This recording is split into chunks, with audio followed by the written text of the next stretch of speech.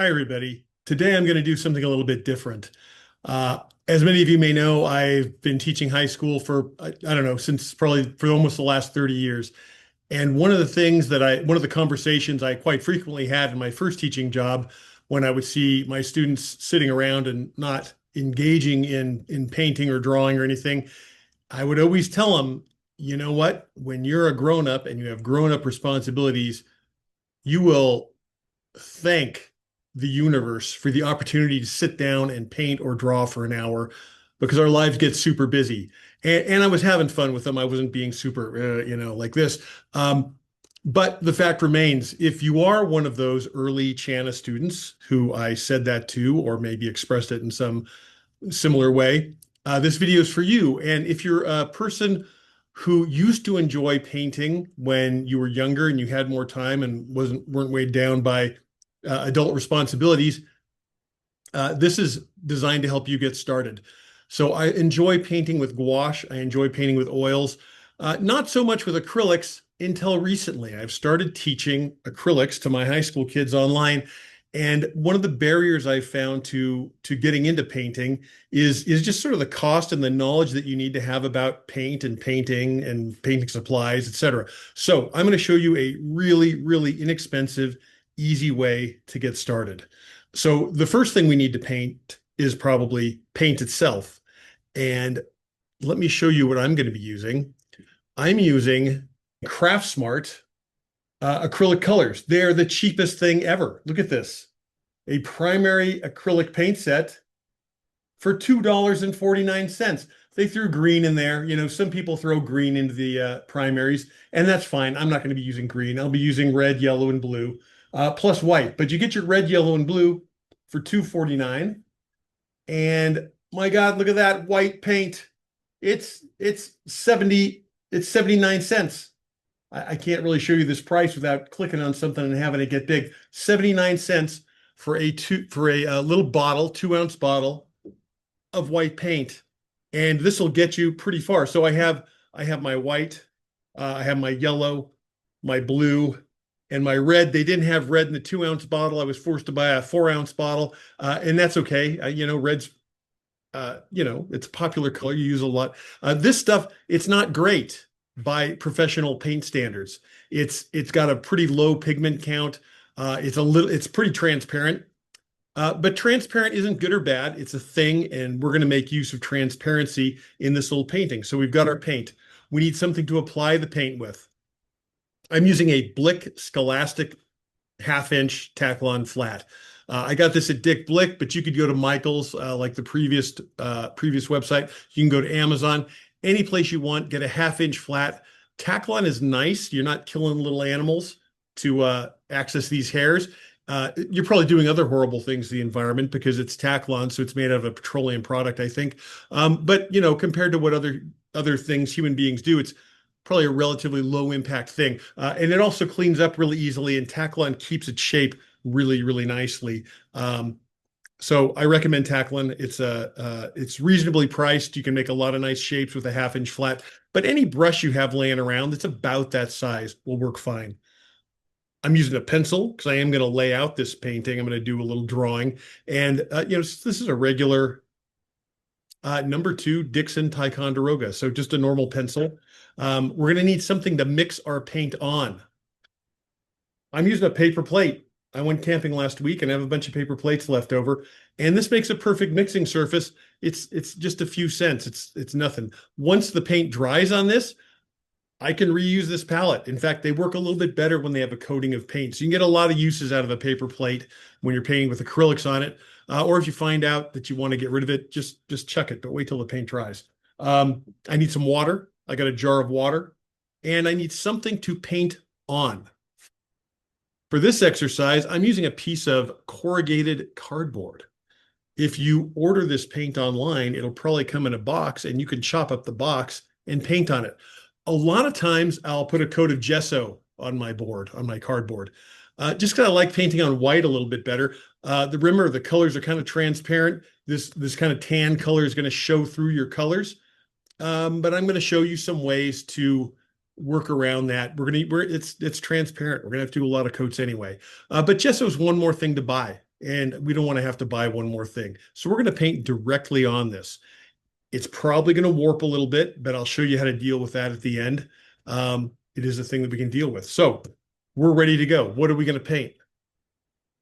Let me see. Today's painting assignment, it's just a photograph. Your reasons for painting might be very different than mine. I like exploring light and color and how light interacts with forms.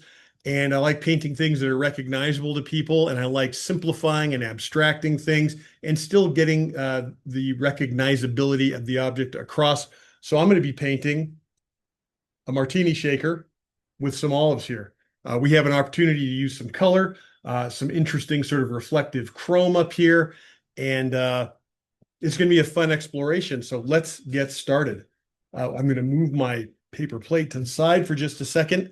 And I'm going to make some straight lines. I'm going to put my little finger against the edge, the straight edge of this piece of cardboard. I'm going to find approximately the middle. And using the side of my panel as a guide, I'm going to draw a straight line. This way I don't need a ruler. I'm going to do the same thing going this way. Let's say I want the bottom of my shaker to be right about there. Well, let's make a line that's right about there, that's pretty straight and parallel to the edge of the page. That's right there.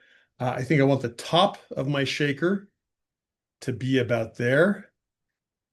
Its widest point is probably somewhere about there. And this is not exactly centered. That's okay. It's a little study on a piece of cardboard. And now, since I have that line going down nearly the middle, don't forget it's cardboard and I don't really have to care about it that much. I can cut a little bit off later if I want it to be centered and get it done that way. Let's make some straight lines going down from my outer edge points. They're not super duper straight, but they don't really have to be. Just close enough. The bottom comes in about the same amount on either side. You can get started drawing. And of course, you can do a painting of your house. You can do a painting of your dog. Doesn't matter. You can be interested in the stuff that's around you and how light describes form, like I am. It doesn't matter really what you paint. You could make something up straight out of your head. That's pretty good. I'm going to be okay with that. Just for convenience, I was moving this around a little bit too much for you guys, but it made it a little easier for me to draw. I'm going to tape it down so it doesn't move around quite so much when I'm doing this little demo. And I don't want to make you, as I always say, it's kind of disconcerting. It can kind of make you a little seasick if you're looking at your phone or your tablet or whatever you're watching this video on, or your laptop. So it's a convenient distance for me. We can see most of my palette.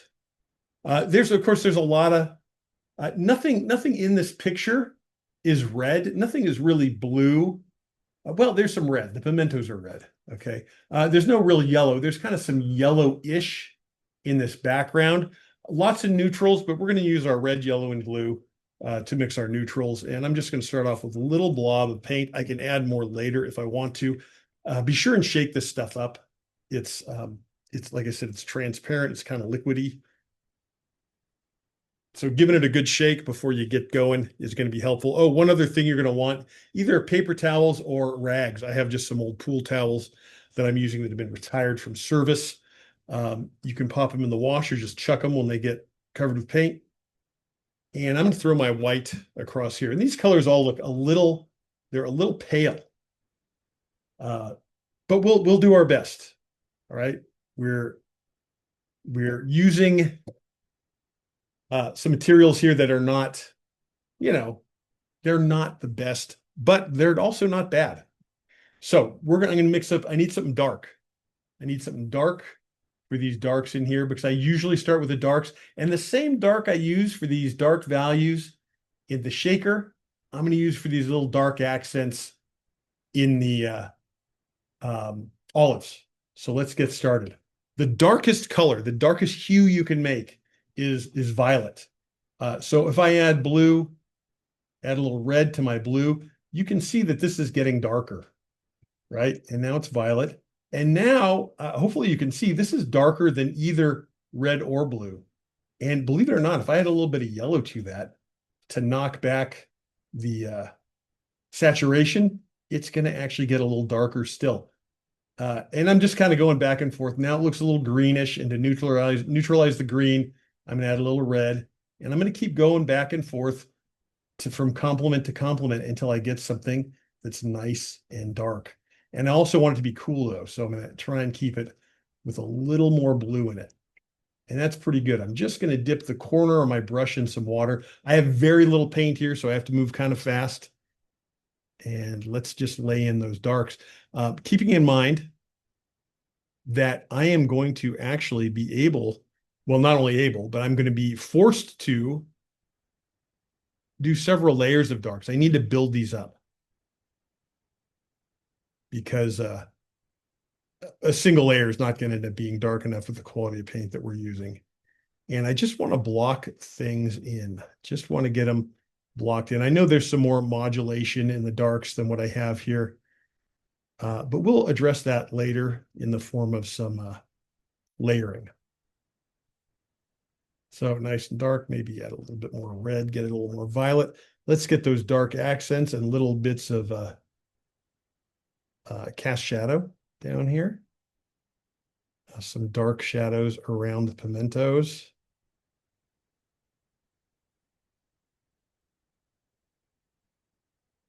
Remember, our light is coming from the upper left. It's coming from right up here.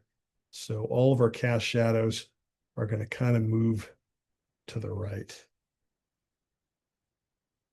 And that's pretty good. So far, so good. I have some darks laid in.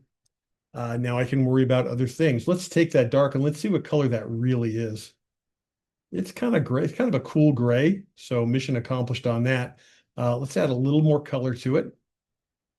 If I want to mix up another dark, I have to either wait for this to dry or I have to mix it in another place. Because once you add white, the game is kind of up, right?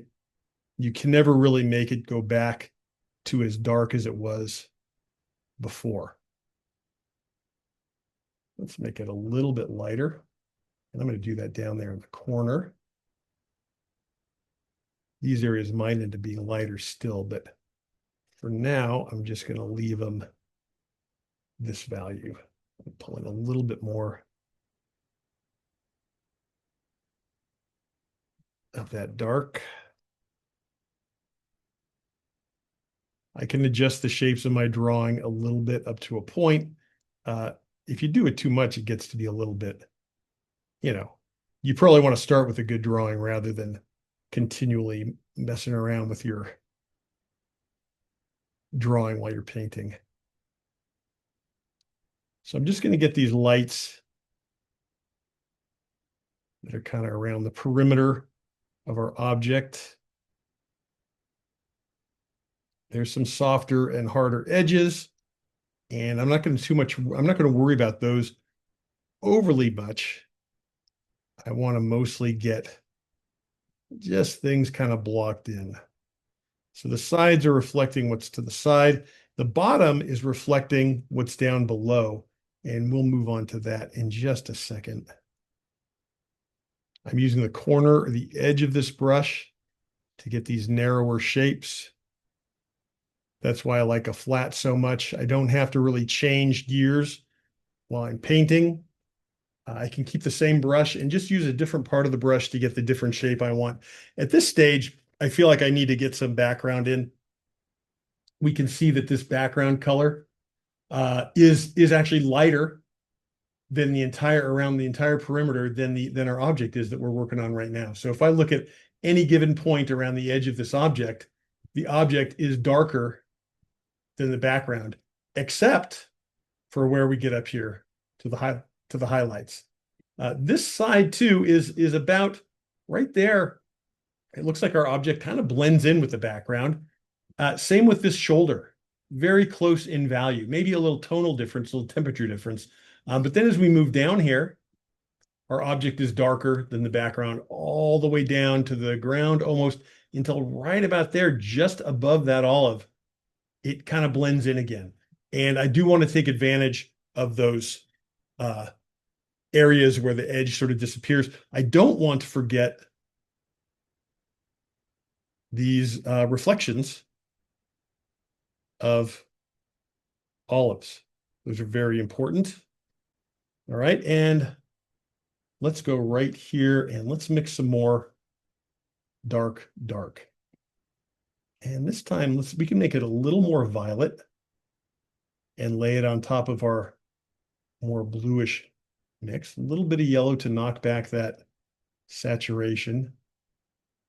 It's going to be pretty hard to get this as dark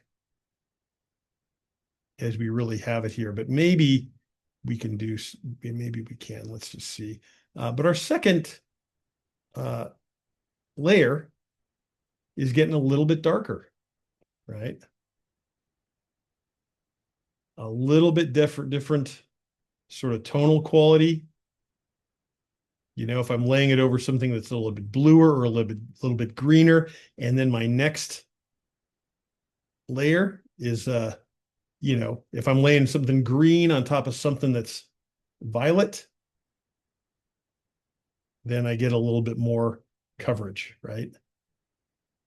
So you can mix it up. You can layer things that have sort of a different base color on top, and you're going to get richer darks that way.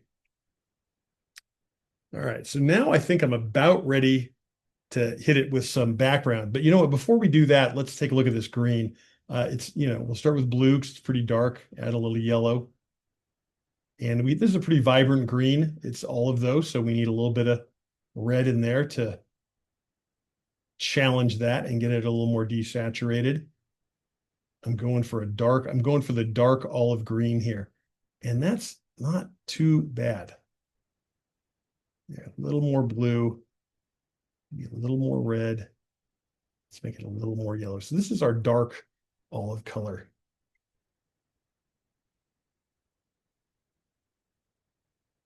So I'm just looking for the areas that are the darkest on these olives, where the light is not hitting them directly. And why not? Let's add a little bit of white to that, but look how gray that is. Pretty chalky. Let's add more yellow, just a hair more blue. I think there's more yellow in this than blue in this green. Quite a bit more yellow. And it's just a guessing game, right? So there's our olive color. Maybe a little darker for that reflected light down there. And of course, if this doesn't quite work out, I am at liberty to change this and adjust it by painting over it with another value. If you do decide to invest in some gesso, which is not super expensive for like a quart of gesso, it's not too bad. You might find that painting on white is a little bit, gives you a little bit better result, brighter colors. But for this, I think we're okay. Let's take the same. I know I have some white in here, but let's just mix that all together. Remember, a little bit of red is the complement of green, so it'll knock back the saturation of that color, make it a little more neutral. And let's just block in just super quickly these reflections. I think those red pimentos, what if I took a little red, mixed it into that purple, like violet, a little bit of yellow. I don't even know if I'm mixing it here because that paint might already be dry. And let's make that dark pimento right in there. Needs more red. That's really close to our cardboard color. And this is quite bright here. Actually, let's do a little trick. So this pimento on our middle olive is very bright. So let's do a little trick. Let's paint it white first. Let's paint that area white. Okay, just like that. I'm going to let that dry and I'm going to work on some background here. So we know the background. We're going to come back to that though. So we know the background is light. It's a light, sort of neutral, warm color. So let's start with some red, add a bunch of yellow. right? And then let's add a ton of white to that because white desaturates, so it neutralizes things. And if that looks too yellowy, let's make it a little more kind of orange. It's going to look kind of peach colored. And then add just a touch of blue to that. And that's going to give us a little bit. Oh, look at all that blue. That's too much. It's going to give us something a little more neutral. There we go. I wish this was more neutral. It's a little kind of peach colored. A little more red, a little more blue. I'm going for a warm, kind of almost khaki color. Oh, that's pretty close. Let's see what that looks like. Remember, I want it to be lighter than what I have down for the object so far. And so far, that fits the bill. This might be a little bit too light because it's got to get a little bit lighter as I come down into our foreground. Now, I think I made my top, my cap a little bit too narrow, or so a little too tall. So I'm going to make it, I'm just going to cut it off with my background color. And when you add white, white's actually pretty opaque. So it does cover relatively well compared to the tones that I made that were just color. Normally, I'd be flipping this thing around to put it in the most convenient space for me to paint, get the best angle possible, but I've taped it down, and that's okay. Eventually, I'm going to need to mix up some more background color because I want it to cover a little bit better, be a little bit brighter. In this case, brighter means lighter, not more saturated. You know, you can see the pencil marks are showing through and it looks very kind of patchy. And of course, once you get up to maybe 2 or 3 layers for sure, it's going to cover a lot better.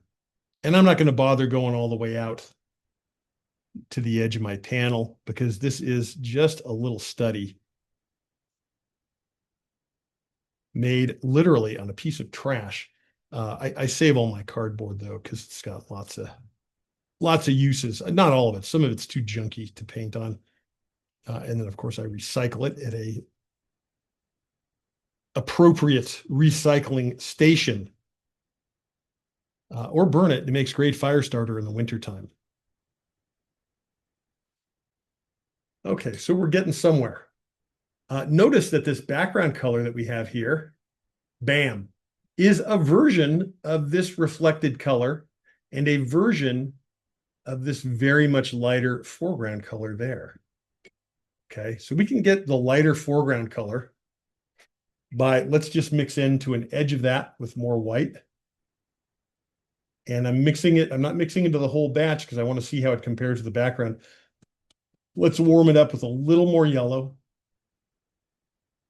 And let's put that in. That's right. That's just about the right tone.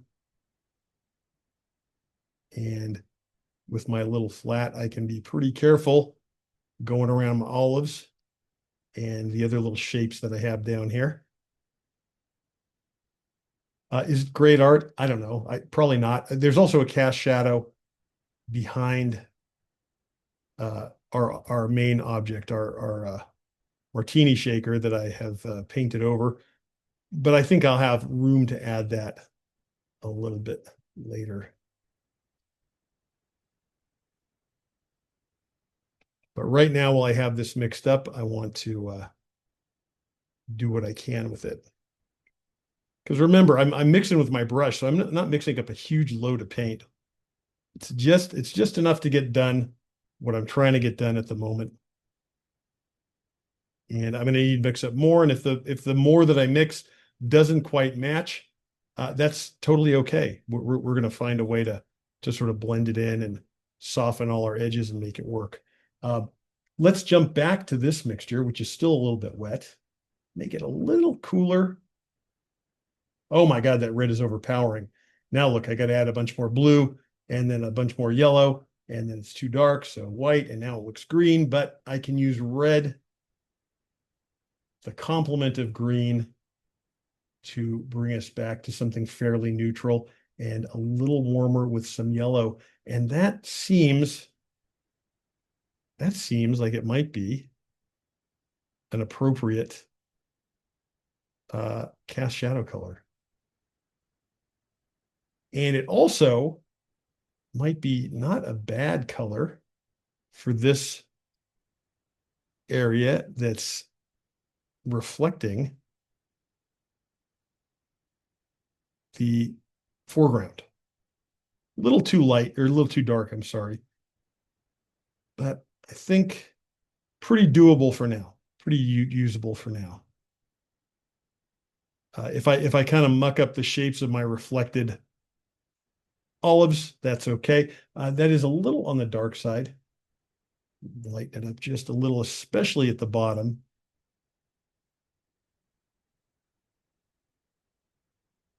And now it's kind of a matter, now that I have this sort of blocked in, of just adjusting things and trying to create more contrast. Yeah, kind of an interesting reflection coming up the side there. That's a little lighter coming into that tone. Okay, remember our pimento on our central olive.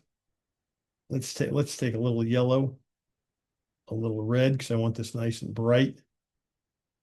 So mostly red, but a little bit of yellow to warm that red up a little. It's very saturated. Let's just throw that right on top of that white. So really nice and bright.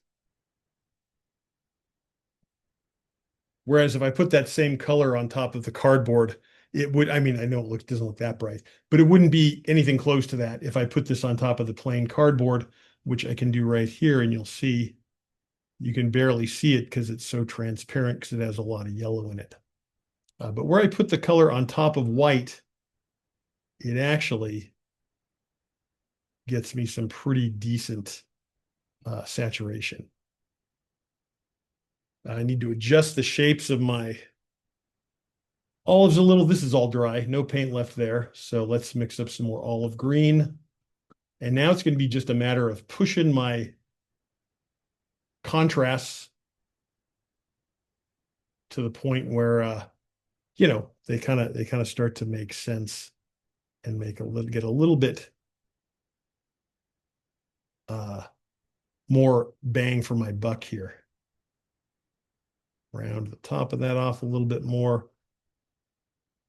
You may be asking yourself, why the heck are you using a 1/2-inch brush for the whole thing? And I'm just trying to keep this endeavor pretty inexpensive. So that's why I'm doing it. Now I'm going to be jumping around. Let's go with some more foreground color, a little more yellow in there. Mix that in with what I already have. If I need to neutralize it, I can add a little red, a little bit of blue, which is the complement of yellow. That becomes violet. And I get a nice neutral tone in there. And if this is not exactly what I had mixed before, that's okay. This is a bit softer edge here, so I'll just I can rub that out with my finger. That actually always works pretty good. Just soften that edge with a little finger blend in there. Doesn't always work, but sometimes it does. This looks quite a bit brighter. So let's use the same color and let's make that edge sort of disappear. At this point, I have to be kind of careful around my olives.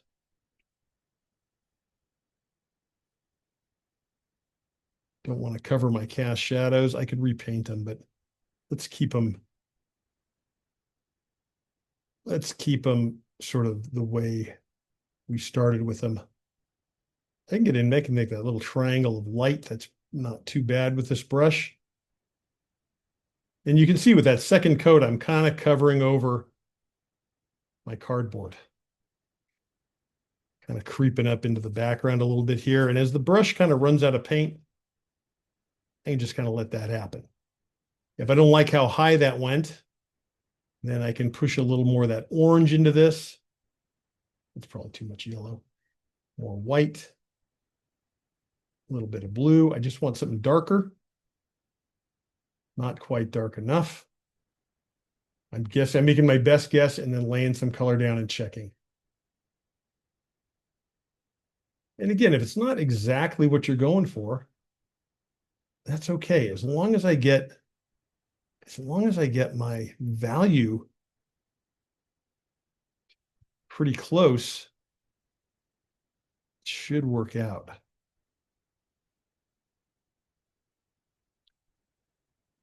I say it should work out like it's going to be a surprise to me. But in fact, I know it will definitely work out just because I've done this a bunch of times. So I have a pretty good idea of what's going to work. But to me, that's sort of the fun of painting, figuring out what's going to work out, understanding what about it worked and did what you wanted it to do, and then trying that again and maybe taking some liberties with it. And in this case, sort of the creativity that's going into this is just the sheer cheapness of the materials. My God, these paints are god awful, but you know what? They're so much better than nothing, and we can accomplish quite a bit with them. Our background, our cardboard's a little absorbent, which I kind of like. I don't dislike painting on cardboard. Is it archival, you ask? Well, we have examples from Toulouse-Lautrec that are painted on cardboard that are like 120, 130 years old, and they're still around. I don't know if it's corrugated cardboard. I don't know if that had been invented yet, but it's certainly, just sort of pulpy cardboard that's not designed to last forever. So some great artists used it. All right, we're getting close to something now. Let's mix up some more dark color. Let's go pure violet this time and lay some of that on top. So a little more violet, gets a little lighter down at the bottom. So I'm kind of liking where this is going. When I'm done, I'm going to clean this brush out with a little bit of dishwashing liquid and warm water, and it should be as good as new. Lots of back and forth, different colors on top of other colors, softening things as we go, determining where edges are sharp and where they're soft. I do need to address this underside here, that downward facing plane right in there that's reflecting the bottom. Luckily, this is still a little wet and just build up a little bit more. So very light down here, reflecting that downward facing plane is reflecting what's down here. Highlight right in there. This is not quite a highlight yet, but I'm going to build up to that. Kind of connected there. There's some little ribs here. They're catching the light. What do we have? 3 of them coming across here. Again, just a little drag of this flat sideways, and I can sort of pick those up. Kind of light right in there. And we have a little line, this little edge right across there. We can put that in now. No reason not to. And that's that little edge is a tiny little downward facing plane. So let's use our foreground color. It's right about there, I think.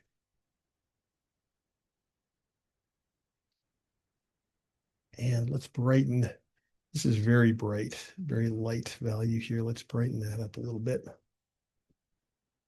I'll lighten this up a little bit. Now, again, just a matter of adjusting our tones and our values to sort of, obviously with this super cheap color that I have, I'm not going to be able to exactly match what I see, but hopefully I can make a set of relative values that mimic what I see, that sort of map out what I see and what I think is going on here. I can tell you right now, I need to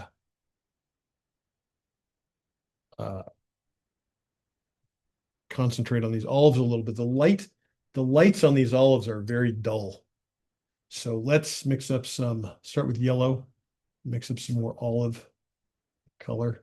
And let's just go with a very yellow green and a bunch of white.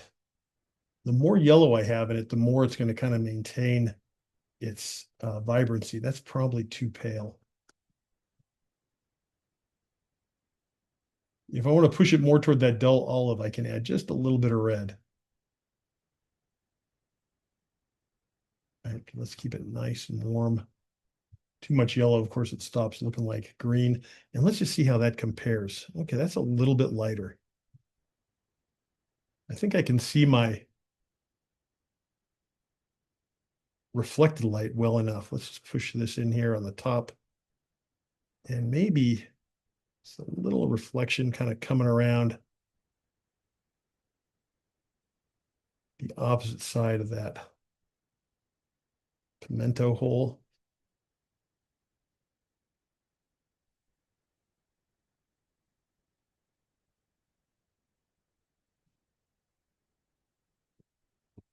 So not bad so far.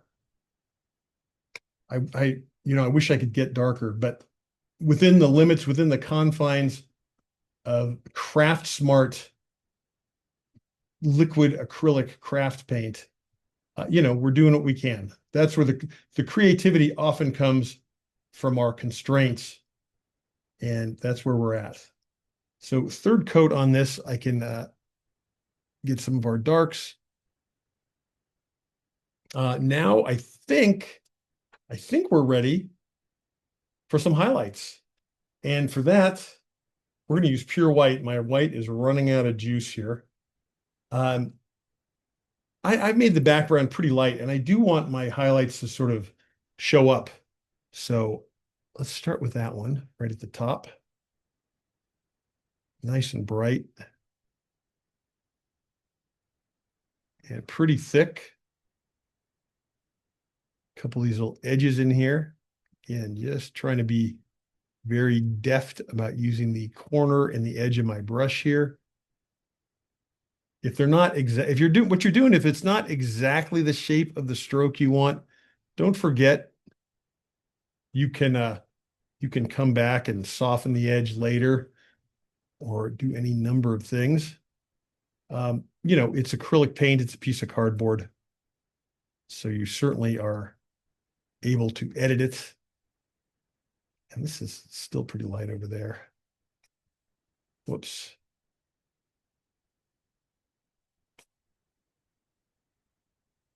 All right. And of course, on our olives, a little bit of a highlight there. And of course, that shows up in our reflection as well. Probably not quite as bright though. So my thumb is the perfect vehicle to knock that back a notch. Couple little faint highlights in there that I can kind of scuff out. And right in the middle in there. So not too bad. Being taped down makes this easier to scuff around without, I don't have to hold it down with my other hand.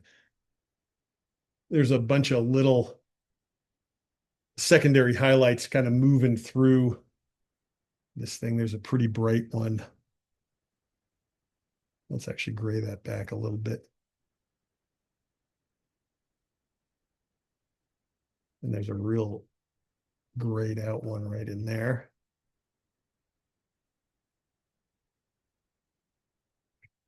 These are actually reflections of my windows, kind of elongated funhouse mirror style to match the sort of rounded shape of this form. I'm going to use my palette to take most of the paint off my brush and do a little sort of dry brushiness in here to sort of soften some of those edges. And of course, my ever-present finger. And also build up some of these highlights a little thicker just to make them that much brighter. So again, it's just sort of a matter, lots of back and forth, lots of constant adjusting. And eventually you get to something that is, that sort of is matching your vision. What did you intend to paint? How close is it to the reference? What deviations from the reference are you okay with? What deviations from the reference were intentional, right? So, and what deviations from the original were forced upon you by the limitations of your materials. In this case, Craftsmart matte acrylic paint for crafting. So that's what we're trying to do. Emphasize our shapes, soften some edges, sharpen some edges, bring some bits out, and push some parts back into the background. I think this is looking not too bad. Let's take some of that foreground color and bring it across the top, because I think that's got a little bit more of an ambiguous feel. And let's just push that straight out into the background. Kind of lose that edge. Remember, if we have a nice bright color, all we have to do is add white to it. And it becomes a lot less vibrant and a little bit cooler. But I like the fact that I didn't add any blue to this mixture, because I do want to brighten and lighten this little bit of background up. I'm going to add some slightly darker greens to my reflected areas, the reflected olives rather. And I have to be really careful to completely dry my brush out, because a lot of times there's a little bit of water right at the base of the hairs, right where the ferrule is. And it's just waiting for a chance to come out at the most inopportune time. So make sure you squeeze all your water out and you have it nice and dry, so you don't end up with a big bunch of water when you least expect it. Is it green? Is it dark green, or is it simply just a dark value leaning toward green? I think that's what I've got. And of course, there's a little bit of a cast shadow reflecting in there too that we can see. Just a little bit darker. And I think that's pretty close to where I want to be. Let's soften up this edge of this cast shadow a little bit. There we go. The cheapest paint I could find, combined with essentially a free painting panel, an okay brush, but you could do the same thing with a cheaper brush. This brush probably costs $4 or $5 on Dick Blick. It's like it's like a school brush. Anyway, I think that's about as good as we're going to get for what we're doing right now. And of course, I left some stuff out. It's not as detailed as the photograph, but there you go. Craftsmart paints for a few dollars, a cheap brush, a palette that costs maybe 5 cents, and a piece of cardboard that was left over from an Amazon delivery or something like that. So get some paints, paint whatever you want. Paint what you see, but use what you know, or paint what's in your head. But just get started. Get some cheap paints. For less than $10, you can get started. Substantially less than $10. So go for it and have fun painting. And I'll try and do some more of these in the future, because they're super fun to do. And I will see you all next time.